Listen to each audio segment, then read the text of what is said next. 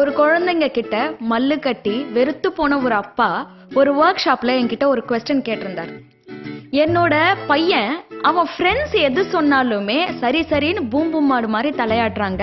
ஆனா அதுவே நான் ஏதாவது சொன்னேன்னா எது சொன்னாலுமே சின்ன விஷயம் சொன்னா கூட தலைய முடியாதுன்னு சொல்லிட்டு தான் பலமா ஆடுறானே தவிர நான் சொல்லி எதுக்குமே சரின்னு சொல்ல மாட்டேன்றான். கீர்த்தனையா ஒண்ணு நினைவு வச்சுக்கோங்க, அவன் ஃப்ரெண்ட்ஸ் அவனுக்கு என்னென்னலாம் சொல்றாங்களோ அது எல்லாமே அவனுக்கு கெட்டது. ஆனா அதுவே நான் சொல்றது எல்லாமே அவனுக்கு நல்லது. அப்படின்றப்போ ஏன் சொல் பேச்சு கேட்கலாம்ல அப்படின்னு சொல்லி கேட்டிருந்தார்.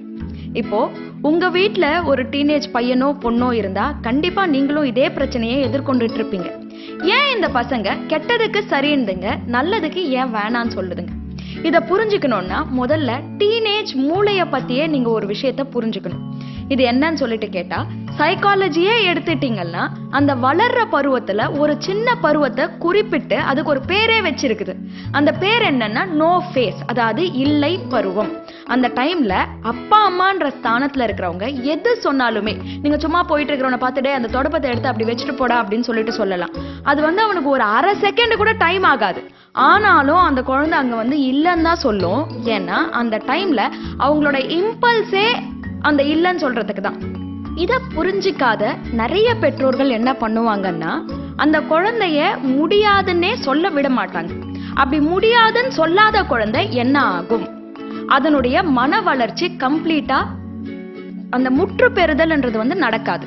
அப்படி முற்று பெறாதப்போ என்ன ஆகும், 25 வயசாகியும் ஏதாவது ஒரு வேலைக்கு போயிட்டு சேர்றாங்கன்னு வச்சுக்கோங்களேன், அங்க கூட எது அவங்களுக்கு நன்மை பயக்குமோ அதுக்கு கூட என்னால முடியாதுன்னு சொல்லுவாங்க, நான் பண்ண மாட்டேன்னு சொல்லிடுவாங்க.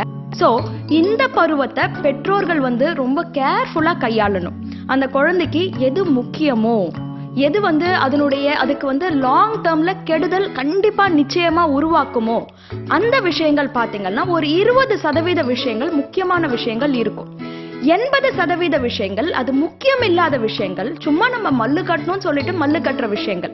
பெற்றோர்கள் நீங்க சிந்திக்கணும், எது முக்கியம் எது முக்கியம் இல்லை. முக்கியமான விஷயங்கள்ல நீ என்ன சொன்னாலும் சரி, நான் சொல்றதுதான் நடக்கும் சொல்லிட்டு உங்களுடைய அத்தாரிட்டியை நீங்க நிலைநாட்டணும். எந்த விஷயங்கள் முக்கியம் இல்லையோ அந்த விஷயங்கள்ல உங்க குழந்தைய இல்லைன்னு சொல்ல விடணும், முடியாதுன்னு சொல்ல விடணும், முரண்டு பிடிக்க விடணும். அந்த முரண்டு பிடிக்கிறதே அதுக்கு அதனுடைய ஒரு ஐடென்டிட்டியை உருவாக்குறது அப்படின்றது இன்னைக்கு ஒரு சைக்காலஜி. சோ முரண்டு பிடிக்கிறது கூட நல்லதுக்கு தான். இந்த அப்பா அவரோட பையனை என்னோட ஒரு பயிற்சி வகுப்பு ஃப்ளையிங் எலிஃபென்ட்ஸ்ன்ற ஒரு மன வள கலைகள் அதை டீனேஜர்ஸ்க்கு கற்றுக் கொடுக்கணும்னு சொல்லிட்டு நான் பண்ற ஒரு பயிற்சி வகுப்புக்கு கூட்டிட்டு வந்திருந்தார். அந்த பையன் கூட ஒரு 10 நிமிஷம் உட்கார்ந்து அவனுக்கு சில வேல்யூஸை கற்றுக் கொடுத்து அவனையே திங்க் பண்ண வச்சு, இதுக்கு பேர் கோர் வேல்யூஸ்ன்னு சொல்லிட்டு சொல்லுவாங்க. அந்த 3 நாள்ல அவன் நான் யாரு அப்படின்ற அந்த ஐடென்டிட்டியை அவன் கிளியரா செதுக்கணும். அதுக்கப்புறம் இங்க இருந்து போன பிறகு அவனோட ஃப்ரெண்ட்ஸ் 1000 விஷயங்கள்ல அவனை இழுக்கிறாங்க. ஒரு 6 மாசம் கழிச்சு அவனை சந்திக்கிறேன், அவன்கிட்ட இப்ப எப்படிரா இருக்க அப்படின்னு சொல்லிட்டு கேட்டேன்.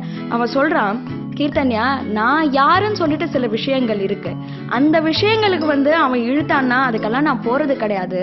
ஆனா எதற்கு முக்கியமான விஷயங்கள்ல நான் தலைவனா இருக்கிறேன், அந்த லீடரா இருக்கிறது எவ்வளவு ஒரு சாட்டிஸ்ஃபைங்கா இருக்கு தெரியுமா, எவ்வளவு ஃபுல்ஃபில்லிங்கா இருக்கு தெரியுமா, I am a leader today among my friends அப்படின்னு சொல்லிட்டு சொன்னா அதை கேட்கறதுக்கு எனக்கு ரொம்ப சந்தோஷமா இருந்துச்சு. So parents, make your children into leaders.